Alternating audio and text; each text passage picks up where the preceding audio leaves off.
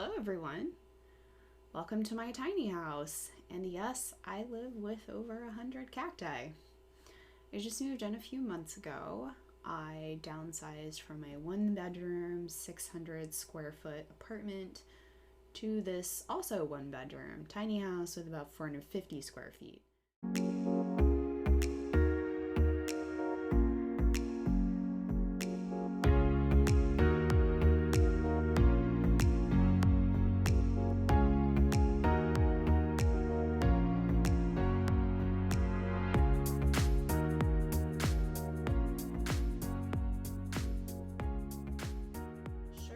Downsize a little, but I was already living pretty light with a strict no clutter rule, trying to be mindful of my consumption, only buying clothes I needed and clothes that matched absolutely everything else I owned.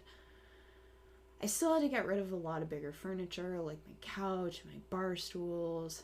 There's no bar in this place, and honestly, we don't need to add a bar and thus alcohol and people to a situation that has ladders and sharp edges, a lot of sharp edges. We don't need that liability here. After I downsized, I swear I spent the first 3 weeks here just putting up shelves to fit all my cacti and succulent friends. Loads and loads and loads of shelves.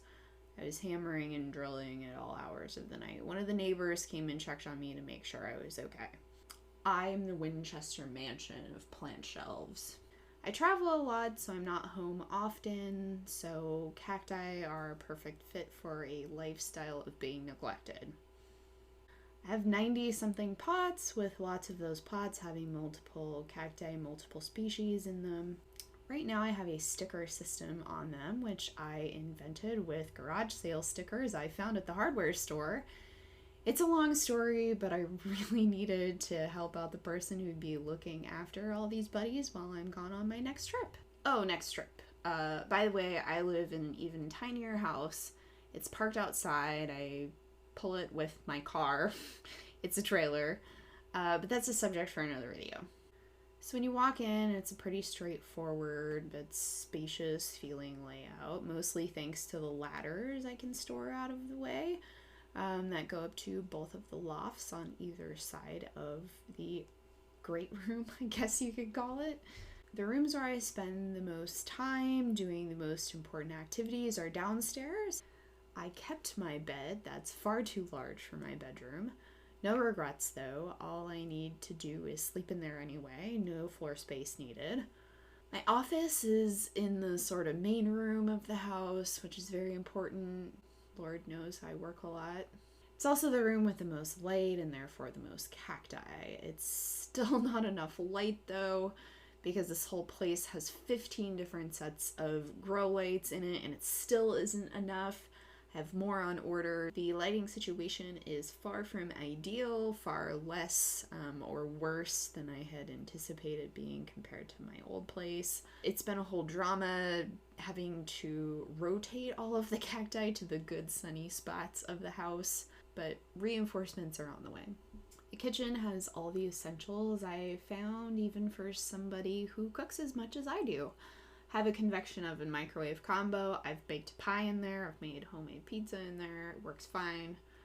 I also have a couple convection burners and plenty of storage for one person. Though I do fill up the fridge, it's a little bit small. The bathroom, nothing to write home about. If you're someone who likes to relax in a bath after a long day, soaking up all that wonderful hot water and steam, this is probably not the living situation for you. It has a shower stall and a 19-gallon hot water tank, and for someone with as much hair to wash as me, showers here are a race against time. There's a spot for an RV-sized washer-dryer combo in the bathroom. I've just been too lazy and cheap to order one and have it installed. Honestly, $500 and an hour less at the laundromat each week just hasn't been worth it.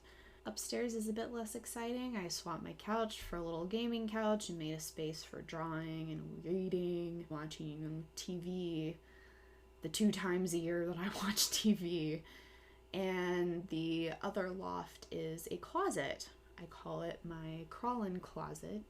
It's just a reminder that I'm spoiled living here alone, where I can commandeer a whole loft for my clothes and nobody has anything to say about it. There are people living in the other tiny homes in the park with one less loft and one more person than I have in here.